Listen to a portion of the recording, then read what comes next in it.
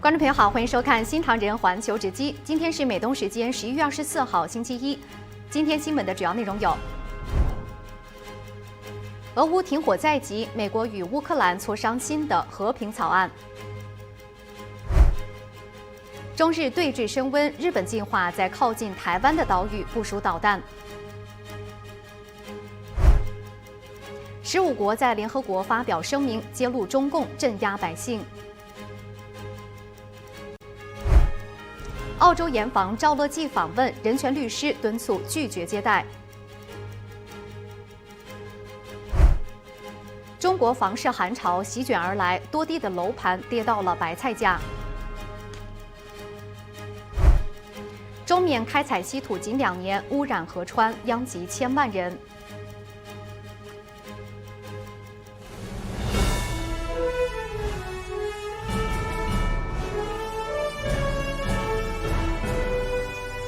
您正在收看的是新唐人环球直击，在美国纽约总部为您播报。首先来看一则最新消息，白宫官员证实，周一上午，美国总统川普与中共党魁习近平进行了电话会谈。白宫指出川普与习近平讨论了贸易、台湾以及乌克兰的议题。但是在中共的声明中没有透露任何具体的协议内容，如采购美国的大豆等事项。在川普政府最初提出28点的和平计划之后美国和乌克兰周日起草了一份新的和平框架。两国官员周日在瑞士日内瓦会谈。下面我们来连线华府记者张亮。张亮你好，能否先和我们介绍一下这次会谈的进展如何呢？你好，雨婷。美国和乌克兰周日发布联合声明，称赞日内瓦举行的首轮和平磋商富有成效。声明说会谈凸显了双方对实现公平持久的和平的共同承诺，强调说任何未来的停火提议都需要充分维护乌克兰的主权。乌克兰重申对美国以及川普总统的感谢，双方将在未来几天继续就联合提案进入深入的研究。更新后的和平框架的具体细节并未公布。不过，消息人士称新方案从28项削减到了19项，但并未有具体的说明删减了哪些条款。川普总统也发文说，眼见为实，但或许真的有好事正在发生。白宫的声明指出新的框架强化了对乌克兰的保护措施，并强调其主权不容协商。美国国务卿卢比奥周一在日内瓦对该计划表达乐观。我们来看卢比奥怎么说的。It is probably the most productive day we have had on this issue, maybe in the entirety of our engagement, but certainly in a very long time. But work remains, and because this continues to be a working process, I don't want to declare victory or finality here. 卢比奥还指出，任何最终的协议仍需获得莫斯科的同意。川普总统此前将达成协议的目标期限定在本周4，但卢比奥最新表态这一期限存在着调整的空间。据报道乌克兰总统泽连斯基可能在本周访问美国，与川普讨论和平计划中最敏感的问题，那就是领土的争端。另外川普总统周日还表示，他计划把穆斯林兄弟会列为外国恐怖组织。第一任期他曾考虑过推动这个议题，如今再度提上了议程。穆斯林兄弟会是由哈桑班纳在1928年在埃及成立的，被视为全球最早、影响力最深的伊斯兰主义政治运动之一。长期以推动社会和体制的伊斯兰化为核心目标，其思想和组织活动在多国引发安全和稳定层面的广泛争议。雨婷。好的，谢谢。那我们再来关注美国国内的情况哈。那么先前美国联邦政府是关闭了43天，外界预估是造成了110亿美元的永久性损失。那么张亮，目前来看，白宫对明年的经济预测如何呢？到明年1月份这个临时拨款用完之后，是否还会出现政府关门的这个危机呢？好的，美国财长贝森特周末表示，他认为美国的经济整体上不会出现衰退风险，2026年有望迎来强劲的经济成长，而不会有通膨。那主要原因是政府在贸易和税收方面的经济政策让美国人受益。不过贝森特也坦言，银行利率呢还很高，经济中呢有部分领域呢开始显现吃紧的迹象，比如房地产市场以及对利率敏感的产业。他还强调呢，坚决反对让政府再次关门。我们来看贝森特怎么说的。I am very, very optimistic on 2026. We have set the table for a very strong, non-inflationary growth economy. We're going to see substantial refunds to working families in the first quarter of 2026. You know the best way to bring your inflation rate down? Move from a blue state to a red state.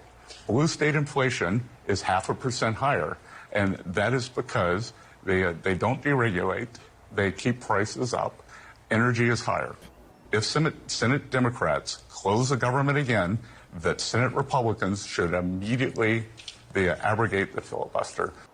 周一一早呢，川普总统发文说，非常期待美国最高法院就这项紧急而且时效性强的关税事项呢做出裁决，以便能够继续不断间断的让美国呢再次伟大。推文说呢，不久所有的适用关税的商品呢都避免不了加征关税，届时呢，美国将应缴纳的关税呢金额呢将飙升，远远超过目前的已创历史新高的水平，把美国呢推向一条前所未有的新道路。那美国呢已经是世界上最炙手可热的国家，那关税力量呢将为美国带来前所未有的国家安全和财富。另外呢，川普总统对共和党众议员呢 Marjorie Taylor Greene 呢宣布辞去国会的议员职务呢做出了回应，认为这是对国家呢有利，并且呢对 Marjorie Taylor Greene 个人呢表示肯定，只是政见不同。雨婷，好的，谢谢。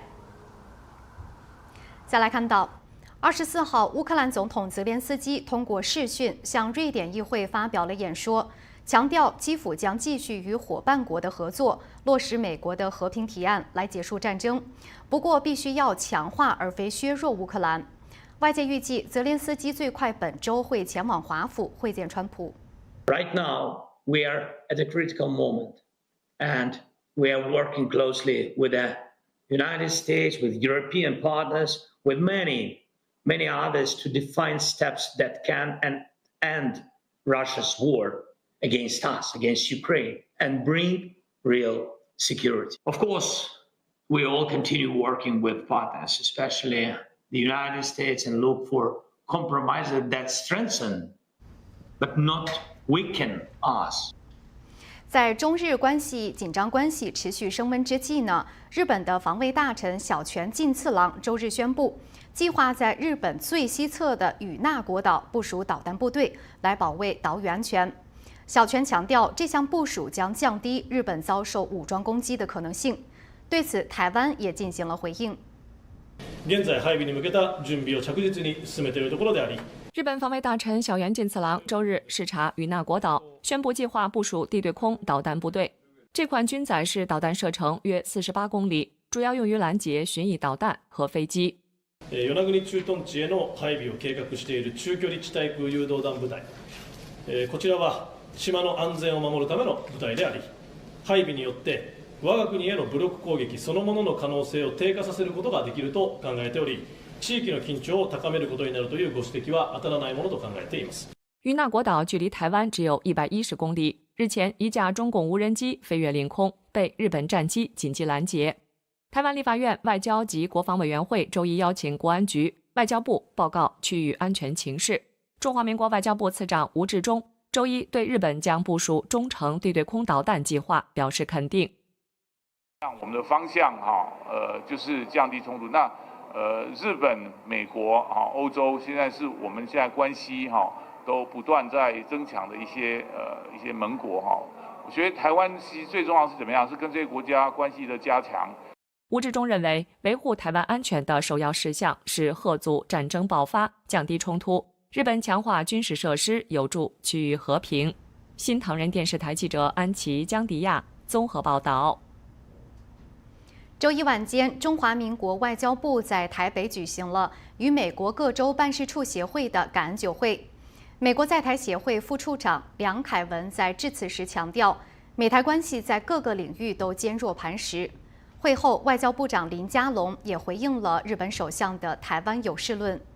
台海有事第一岛链也会有事这个包括日本、菲律宾在我们邻接区特别是我们跟日本之间有宫古海峡，那跟菲律宾之间有巴士海峡，所以呢，只要是基建那么在台湾的周遭也都会影响到邻近的国家所以在这个方面我们可以说第一岛链也是同一个战区。AIT also fully supports Taiwan's efforts to establish a science and technology park in the United States, which will help bring more Taiwanese suppliers into the U.S. market and reinforce Taiwan's vital role in global supply chains. 随着冬季来临，俄乌也出现了停火的曙光。周日，美国与乌克兰起草了更新版的和平框架，针对分歧呢，还将继续磋商。那么，俄乌实现停火还有哪些挑战呢？下面来看本台记者史黛芬妮·考克斯对传统基金会高级研究员、海军退役军官布伦特·萨德勒的采访。您认为，一旦达成和平协议，美国和北约在黑海应该以什么样的形式存在？黑海是俄罗斯的软肋，一个可以真正牵制俄罗斯强大陆地力量的地方。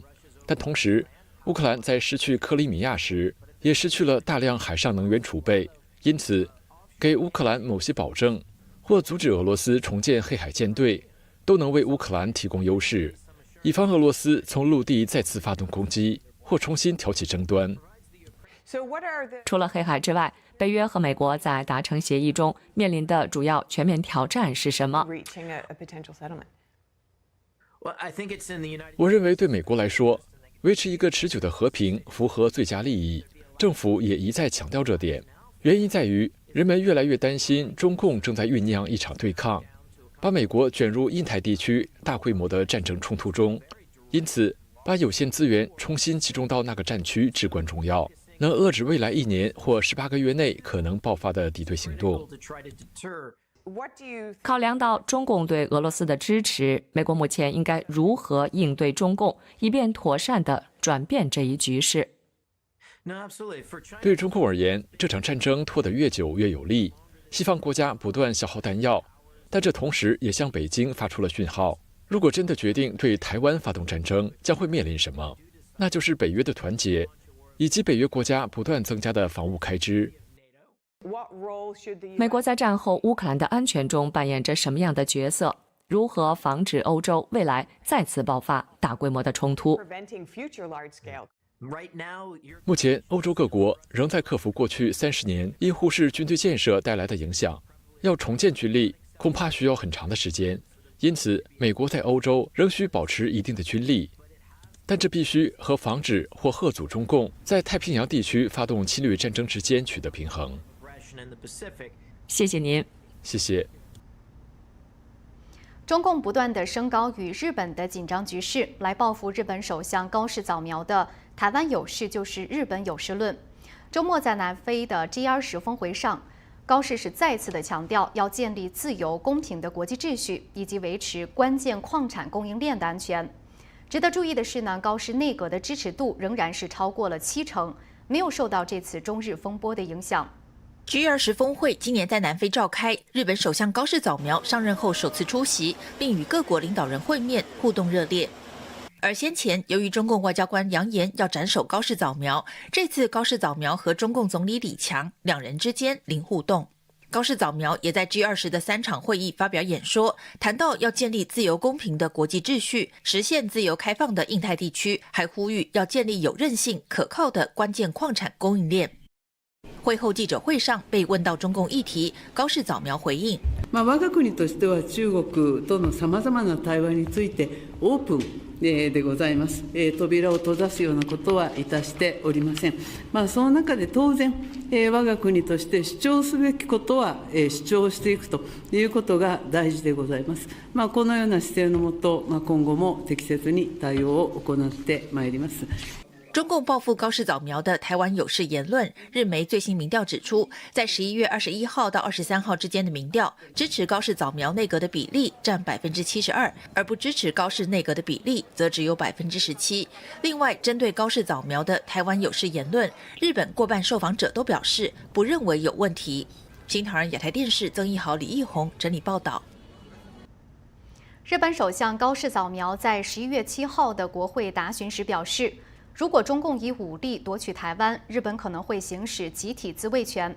这番话是引发了近年来最大规模的中日外交冲突，并且迅速地蔓延到了贸易、旅游、文化等领域。2周来呢，中共是持续地施压日本采取报复措施，要求其撤回言论，但是日方明确表示不会撤回。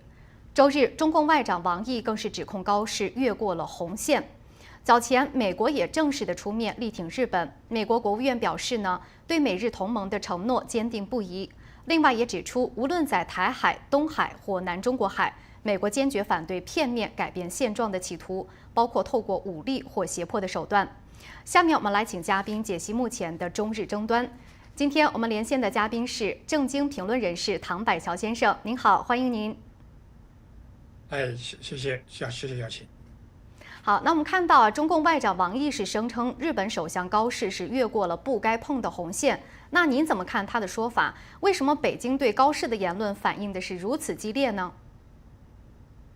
这里有2个因素，一个就是中共在高市早苗当选以后啊，他们非常紧张，因为美国跟日本呢，这个在历史上应该是中美建交以后，美国跟日本同时2个右派。也就是说，按照有一些这个学术界说法，就是极右了，就是鹰派吧，就对中共非常强硬，对台湾非常友好的2个国家元首，一个川普啊，这个川普底下就是卢比欧是吧，国务卿，然后一个是高市早苗，高市早苗当他后面还有一个支持者就是麻生太郎，所以这4个人的话是吧，是当然高市早苗还是安倍对吧，这个得意门生，所以安倍跟川普关系又特别好，所以现在高市早苗当选以后，对中共来说是场噩梦。接下来高市早苗很可能会长期执政，因为他的民调非常高，不像不像那个石破茂或者是安田都是比较短命的这个就是短时间的首相。那有人预计高市早苗可能会像安倍一样的就是长达10几年的执政。那么这个中共一定要去出招的。那么这是一个原因。第2个原因就是因为前段时间美国就川普在访问亚洲的时候那个亚洲之行东盟的会议和这个 IPEC 会议之前的时候，在飞机上接受采访说。谈到台湾问题的时候，就是说台湾就是台湾。那个时候中共没有办法做出反应，因为美国太强大，而且知道川普是一个很强硬的一个政治人物，谁也不敢惹。所以当时呢，他不做反应的话，对他来说非常难堪，非常不好下台。所以这一次正好抓住高市早苗这个话来来进行反击。所以说，我觉得他只要是借这个打击高市早苗，也想就是所谓警告美国政府吧，那这个起不到作用，因为。这个道理很简单，高市早苗自己已经讲得很清楚，这个不是他新的一个政策，也不是他新的一个论调。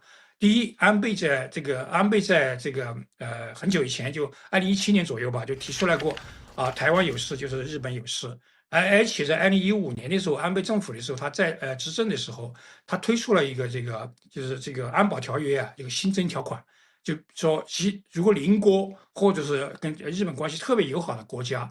对吧？然后遭到了攻击的话，就构成了日本的生存危机事态。那么就为了捍卫、保卫美国人的生命、财产和自由的追求幸福的安全，这个权利，会采取有限的集体防卫权。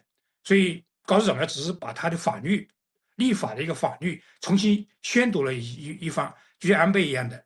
所以这个不是什么新的论调，是。那我们再看这场中日争端的焦点之一，台湾啊。那么台湾的外交部是批评中共致联合国的信函是恶意扭曲史实。那您怎么看台湾在这场冲突中的角色呢？那么我们看到这场中日冲突，您觉得是否会让台湾在国际上获得新的关注与机会呢？对，首先这个台湾这个反驳是非常有理的，日本也进行了反驳，因为这一个公函就是所谓给联合国公函，实际是做给国内人看的了，因为。他歪曲事实的原因很简单，因为他为什么要说给联合国写信呢？因为联合国曾经有一个战败国这个条款，那这个战败国条款其实事实上虽然说现在没有从根本上删除，但是1995年的时候日本政府的时候曾经向联合国正式提出过删除相关的战败国条款。那么这个后面在1995年的时候也通过了决议。也就是50号决议和52号决议，这个决议里面就提到了要尽快废除这个相关的战败国条款。然后这个战败国条款实际上形同虚设，就是形同废纸了。在2005年的时候，已经把它列为这个联合国的下一步要工作的一个重点清单。所以现在大家公认的就是这个条款已经作废了。所以这个时候，但是联合国去告这个状的话，它事实上是不构成法律基础的。第二个就是台湾方面，因为台湾方面借这个机会引起了整个国际社会的关注。台湾问题其实一直是受打压的。台湾本身早就是一个独立自主的一个政体或者是一个国家，我们叫中华民国也好，叫其他也好。那么美国这个总统前段时间这个川普也说，台湾就是台湾，也就是说跟中华人民共和国没什么关系。那么在这个情况下的话，中共的调子越高，其实对台湾是越有利的，因为会引起国际社会重新来思考过去是吧一些做法，包括把这个台湾撤的在国际社会的孤立。是吧？甚至在联合国这个卫生组织都被孤立，这个是不人道的，2300万的生命是吧？然后置之于不顾，所以我觉得台湾只要能挺住，高市早苗肯定能挺住，那么台湾会在国际社会的空间只会越来越大，而不会越来越小。是。那我们看到，在此次的中日冲突之中日本的最新民调就显示，多数的民众是支持高市早苗在台湾议题上的表态。那么如今，日本还计划要在距离台湾东海岸约68英里的与那国岛军事基地去部署导弹。那么我们看到，中共在周一对此是强烈的反对您认为这场风波接下来可能会怎样的发展呢？那是否会加速中日关系的这种恶化呢？这场风波最后的结论很简单，就只会是中共退步，而不会是日本退步，因为日本没有可退。除非他修改法律是吧？那不可能在中共的压力之下修改这个相关的这个安保条约嘛。现在日本只会进步不会退步，因为要求更多的是吧权利，更多的自卫权是吧？甚至于可能要和平修改宪法，然后改成这个建立国防军，他不会退步到这个二战时期或者说之前的时期。所以这个是一个趋势，这第一个。第二个就是现在的国力情况也不一样，中共的经济面临着全面崩溃，而日本的经济现在开始经过30几年的沉寂以后，现在开始重新腾飞。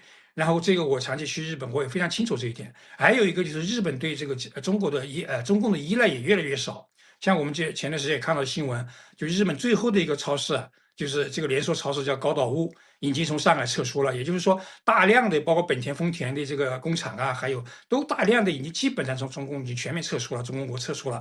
所以他们对中共的这个依赖已经越来越少，跟美国情况还不太一样。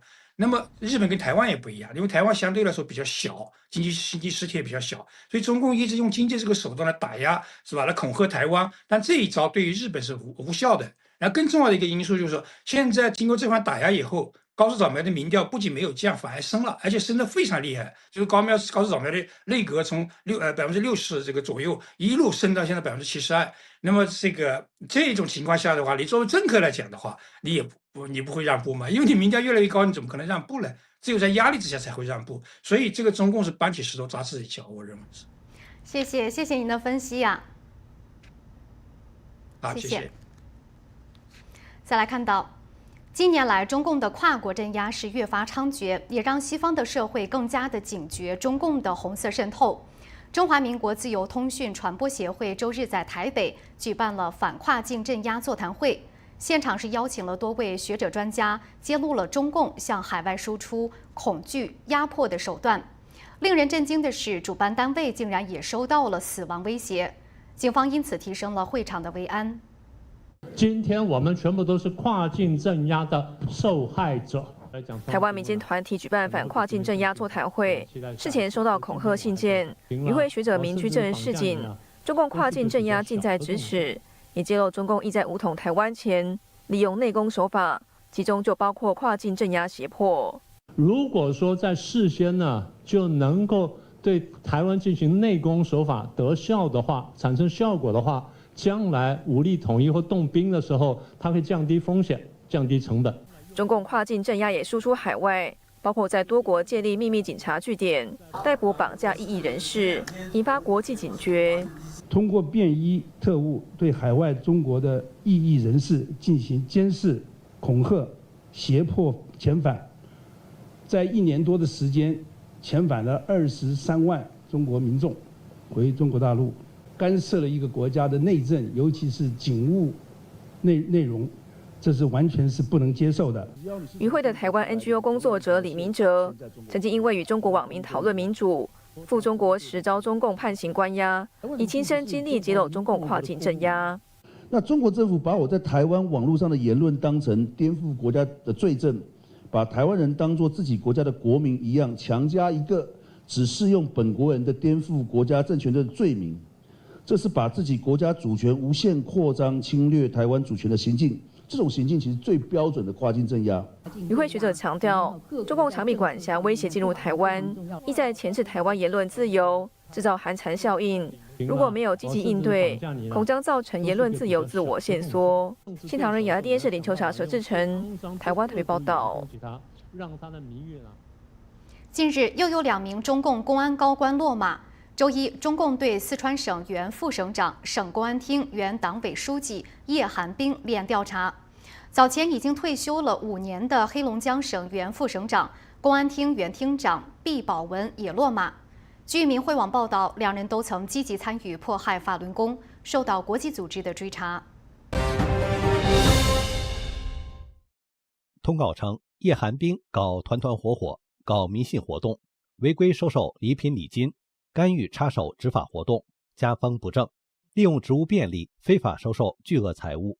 据公开简历，叶寒冰2000年起任浙江省公安厅治安总队总队长、湖州市公安局长、温州市公安局长、浙江省公安厅副厅长、杭州市公安局长、四川省副省长、公安厅长、党委书记、省政法委副书记。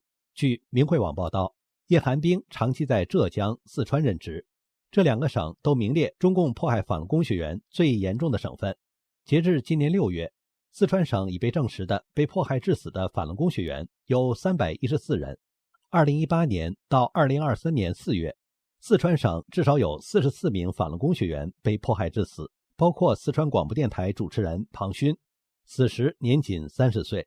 知情人说，监狱把他活活打死了，尸体上留下了各种伤痕，全身上下都有电击、捆绑、殴打的痕迹。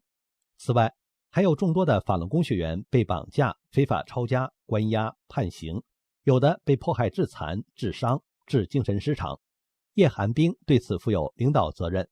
叶寒冰曾被列入2023年迫害法轮功的恶人名单，递交给43国政府，要求这些国家依法对恶人及其家属禁止入境、冻结资产。追查迫害法轮功国际组织对叶寒冰发出通告进行追查。另外，黑龙江省原副省长、省公安厅原厅长毕保文近日被查，通报没有说明具体原因。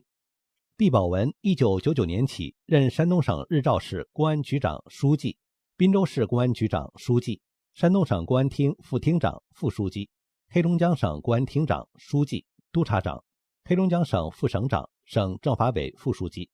据民汇网报道，毕保文从1999年中共迫害法轮功开始就积极参与，导致当地上千名法轮功学员遭受迫害。海林市王淑坤女士被毒打迫害致死。佳木斯61岁的法轮功学员杨胜军2019年8月在被非法关押9天后被迫害致死。38国的法轮功学员再次联合行动，将毕保文等数十名迫害法轮功官员名单递交本国政府，要求依法制裁恶人。追查迫害法轮功国际组织发出多达10多起通告，对毕保文进行追查。新唐人电视台记者李梅、刘芳综合报道。由澳洲、美国、英国等15个国家21号在联合国共同发表了声明，直接点名中共在中国境内持续侵犯人权，并要求北京立刻停止这些侵害行为。澳大利亚、美国、英国等15国联合声明表示，在中国任意拘押、强迫劳动和大规模监控、限制宗教和文化表达等破坏人权的行为持续存在。民族和宗教少数群体，特别是维吾尔人和穆斯林群体、基督徒、藏人、法轮功学员等，都遭到中共有针对性的镇压。声明说，我们对中国仍在发生的严重侵犯人权的行为深为关切，同时对于香港长期享有的公民自由和法治持续遭到破坏，以及身在香港境外的个人因行使表达自由而遭通缉和悬赏，我们也表示关切。声明要求中共释放所有仅仅因为行使人权和基本自由就遭到不公正拘押的人，呼吁中共全面履行其在国际法下的义务。声明还敦促联合国各成员国通过联合国采取行动，呼吁中共着手解决有据可查的侵犯人权的行为，并推进切实有效的问责。新唐人电视台记者李博文、荣誉综合报道。多年来，美国国会及行政当局中国委员会共同主席克里斯·史密斯一直积极地揭露中共侵害中国人权的行径。近日，他主持了专门讨论中共践踏宗教自由的听证会。下面来看本台记者史蒂夫·兰斯对他的专访。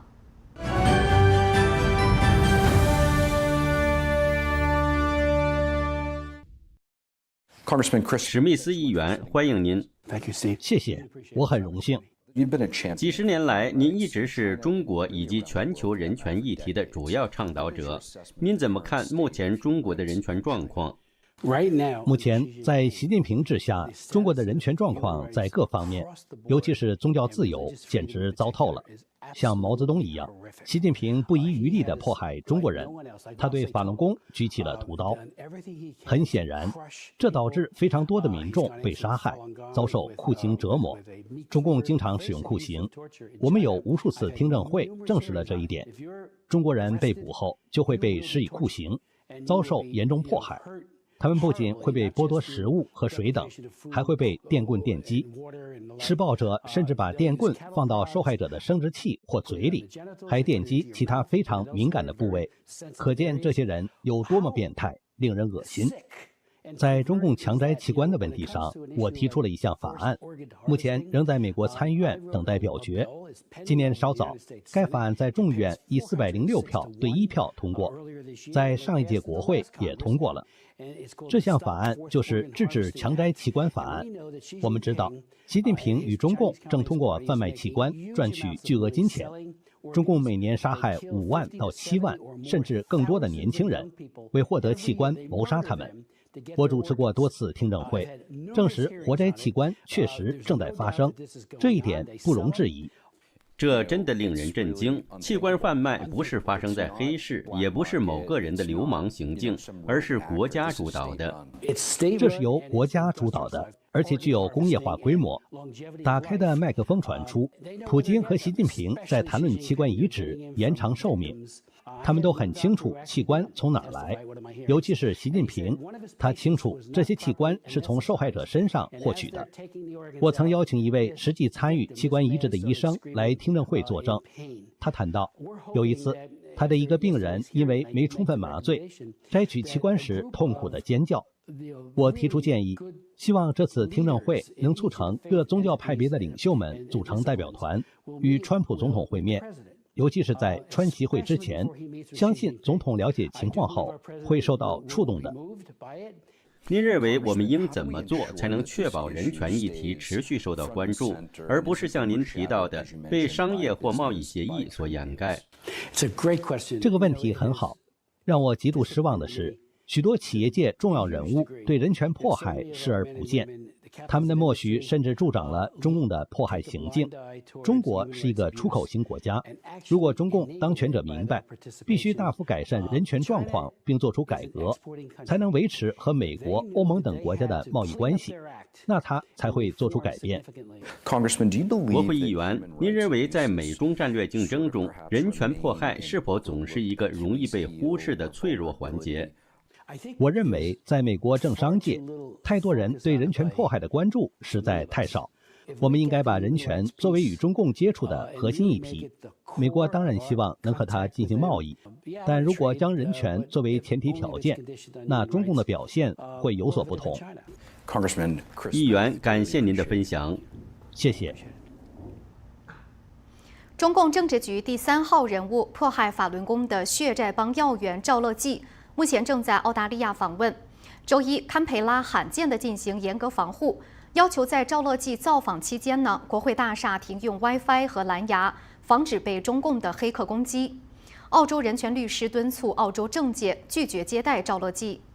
据澳洲议会服务部的内部邮件，在中共人大常委会委员长赵乐际周一到访期间，在指定区域内，相关人员需关闭所有可联网设备，包括手机、平板与笔记本电脑，停用 WiFi 和蓝牙，并提醒议员，如果身处接近区域，要特别留意，因为相关连线可能被利用。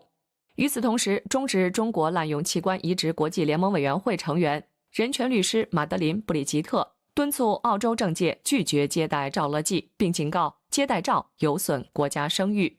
他表示，澳洲领导人应清楚自身责任，在与可能涉及或曾实施严重侵犯基本人权行为的人物接触或合作时，应进行人权职责调查。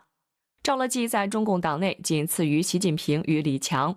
追查迫害法轮功国际组织指控，赵乐际是江泽民、曾庆红为首的迫害法轮功血债帮在现任高层的重要成员。新唐人电视台记者安琪、王艳桥综合报道。白宫表示，周日与乌克兰的会谈富有建设性。国务卿卢比奥在周一透露，双方的谈判分歧正在缩小。乌克兰总统泽连斯基也公开感谢美国的援助。另外，土耳其总统埃尔多安周一将与普京通话，推动和平进程，并且努力重启黑海的粮食运输。先前提出的28点和平计划引发欧洲盟友不满。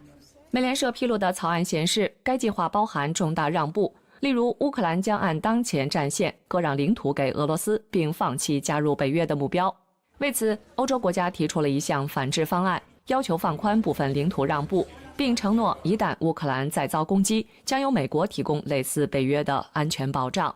Supporting this process by working closely together with the European Union and in close coordination with Ukraine, the United States and NATO.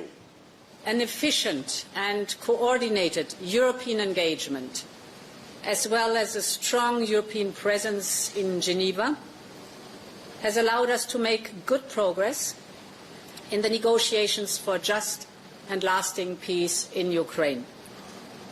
While work remains to be done, there is now a solid basis for moving forward. 欧洲多位领导人对修订版的和平方案表达谨慎乐观。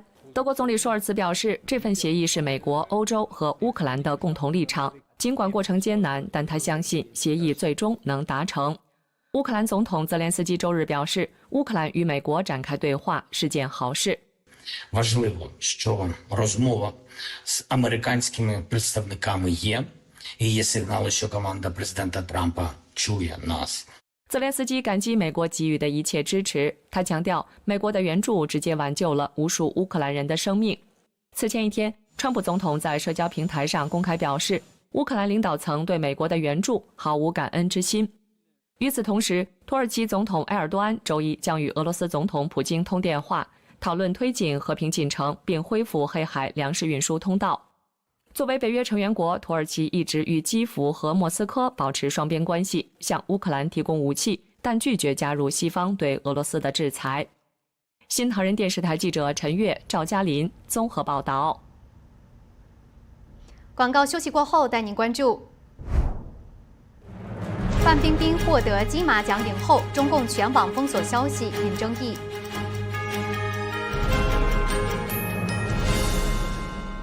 欢迎回来。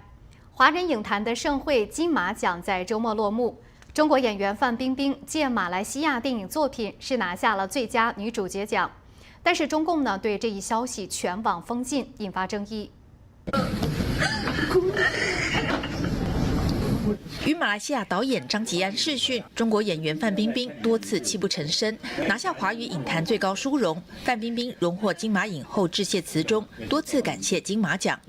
范冰冰事后在微博发文，分享自己收到600多则祝贺讯息，还吃了3只大闸蟹。她的工作室的微博也小心翼翼地写道：“来自宝岛的最佳女主角。”避开台湾和金马奖2个敏感词，但相关贴文最终还是被下架。网友发现，范冰冰得奖消息在微博、小红书、抖音等中国社群全被封杀。尽管如此，范冰冰23号深夜在 Instagram、Threads 等墙外的平台上发贴文，有感而发表示：“关关难过关关过。”风雨过后见彩虹，许多网友也简体字支持，感谢范冰冰有重新出发的勇气。很替他高兴，很替你高兴。谢谢导演，希望你一切都顺利，好，我们一起开心。台湾导演李安也在庆功会上致电范冰冰祝贺。中共长期打压金马奖颁奖，但大量中国网友翻墙观看金马直播。范冰冰2018年被当局扣上逃税罪名，虽然缴了8.8亿元人民币的罚款，但她的演艺事业几乎中断。这次她以马来西亚电影《地母》重新回归影坛。新唐人亚太电视胡宗汉、陈灵芝整理报道。近年来，中国的房地产市场低迷，多地的新房和二手房的价格是相继走低，甚至跌到了白菜价。近日呢，有河南民众花了8万元人民币网购了一套位于山东威海乳山的海景房，引起关注。11月22日，女子称丈夫花8万元网购70平海景房的话题冲上了热搜。这名女子在视频中说，她的老公通过网络拍卖平台花了8万元网购一套位于山东威海乳山的海景房，起拍价为1111元，在乳山银滩。他们从来没去过乳山，看到网上在拍卖，她丈夫凑热闹，不小心就拍下了这套房。如果不买，就要付1万多的违约金。目前房子已经过户完成。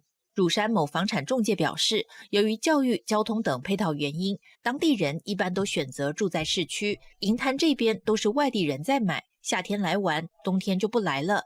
这个价格在乳山属于正常水平。山东房地产业者林女士告诉新唐人，现在各行各业都很内卷，房子价格跌得非常厉害。最初是黑龙江鹤岗楼房白菜价，现在好多地方也都出现了。现在是大的经济环境不好，我们这些高的城市就是北上广深吧，他们能达到80%多。东北那边的房子3万2万都买着，你在海洋7、8万买个房子，我觉得也很正常。陕西民众易先生表示，他在网上也看到过那个8万元的海景房。现在中国这样的房源很多，各种促销手段也卖不动，主要是经济不行，老百姓手里没钱了。中国的房地产的模式，它的鼎盛的模式就是许家印那种模式，超杠杆模式，那种模式已经不行了。所以说，现在房地产那种大厦，包括往建的那万达都不行了。易先生自己也有一套房子，挂出去卖半个月了，连问的人都没有。投资商铺的人赔得更多，没人租，一直闲置着。包括投资那个商铺的，我楼下这商业街，那商铺3不6就换人，就重装修，不行嘛，经营不下去。房地产，中国的自助餐已经倒了，已经垮塌了，不行了。新唐人电视台记者张中原、李珊珊、中原采访报道。中国的水果市场正经历大萧条，产地价格暴跌，许多水果仍是卖不出去。全国各地的水果店营业额大幅缩水，甚至大量关门。有业者分析，主要原因是百姓的消费能力下降，加上电商的低价竞争，传统门店经营困难。网传视频显示，中国各地水果店出现大量关门转让潮，连经营了10年、20年的老店都撑不住关门了。有的店面投入了几十万，开张没几个月，甚至才几天就关门倒闭了。水果店老板披露，水果产地价格很便宜，但城市里的水果售价并不便宜，至少翻3倍价格，主要是中间商赚差价和物流成本高的原因。而传统水果店被电商打价格战，低价抢走生意，大量关门倒闭。水果行业真的很辛苦的，很痛苦。一家店房租20万，并且配5、6个员工。现在80%的水果店营业额都在1、2千的水平，甚至50%的水果店现在营业额连1000都没有，很心累。河北水果代办商李先生表示，他全国到处收购水果，今年水灾严重，口感品质下降，许多水果烂市。10月到四川，11月到广西收柑橘类果，没想到产地价格暴跌，他不敢收购。去年爱媛果冻橙跌到1斤1块钱时被抢购一空，今年同样低价，却没有人要。今年上上去量太大了，还没开盘就已经崩了。金秋上上去，现在四川产的1块多，橙子7毛到1块多，都没人要，市场卖不动了，主要是没消费能力，完完全全是靠电商突破。电商不要求质量，只要求价格。山西大同市民王女士表示，普通百姓工资低，负担重，生活艰难，水果不是必需品，能省则省。水果来了，我们这边太贵了，我们都吃不起，挣钱太难了。我老公1个月工资就那么几千块，房贷4000多，供孩子上学我都不够花。我38了，找不到工作，太难了，这2年都不敢买。新唐人电视台记者熊彬伯尼采访报道。广告休息过后，带您关注中缅开采稀土仅2年，污染河川，殃及千万人。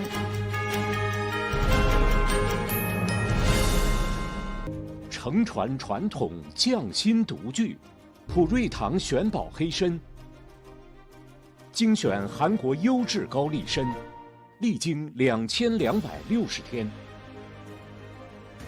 ，9蒸9曝，手工制作，富含人参皂苷，去除燥火，滋养身心。普瑞堂玄宝黑参再现生命活力，立即订购，请访问普瑞堂.com。欢迎回来。中共在缅甸的稀土开采导致致命的重金属化学元素流入了当地的主要河流，短短2年已经对东南亚的生态造成了危机，影响超过1000万人。浩荡的湄公河现在几乎捕不到鱼，对渔业造成毁灭性的打击。另一方面，由于污染严重，渔民也放弃用湄公河支流郭河的水灌溉，转而使用地下水。今年4月，泰国当局每2周对郭河的水进行检测，发现其中的砷和铅含量均超过安全标准，威胁附近逾100万的泰国人与湄公河下游的数千万人。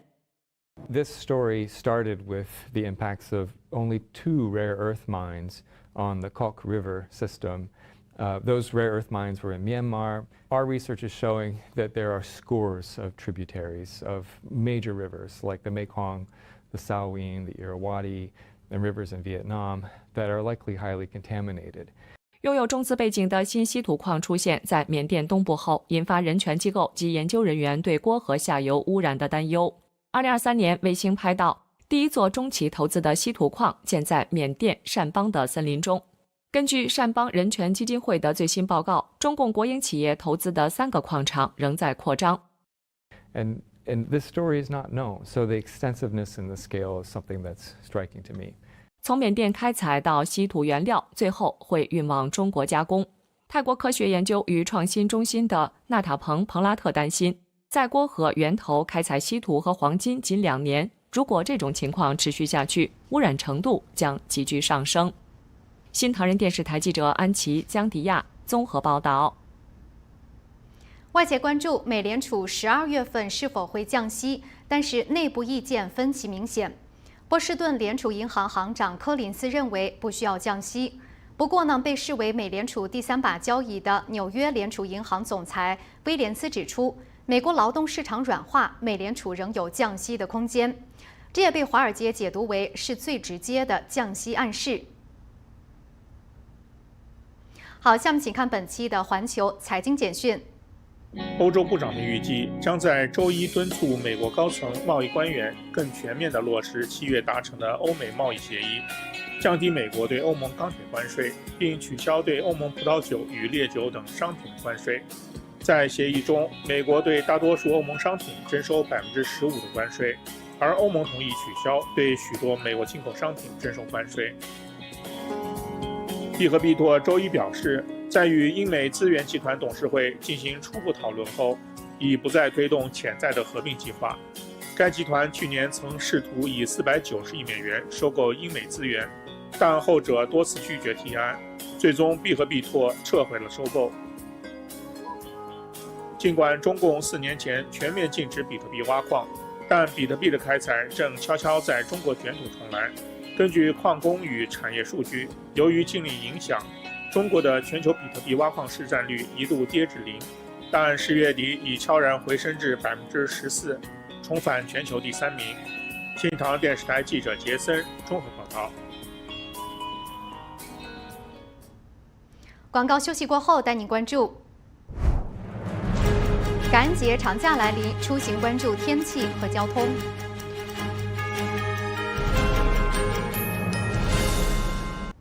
本周就将迎来美国的感恩节了。美国联邦航空总署预测，今年的感恩节出行将会是15年来最繁忙的一次。目前，全美各地的机场都在加强准备，来应对大量旅客的涌入。As we go into the holiday, it's going to be full. It's going to be packed. The airlines are ready. The air traffic controllers are back.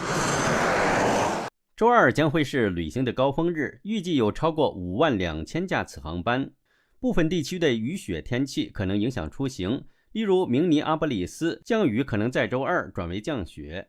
美国汽车协会 AAA 预计50英里左右的短途旅行大约将有8200万次达到创纪录水平，其中至少有7300万人会开车上路，这也是个破纪录的数字。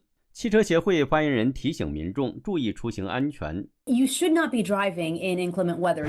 汽车协会建议，如果要开车，应避开以下最拥挤的时段：周二中午到晚上9点，周三上午11点到晚上8点，周日上午11点到晚上8点。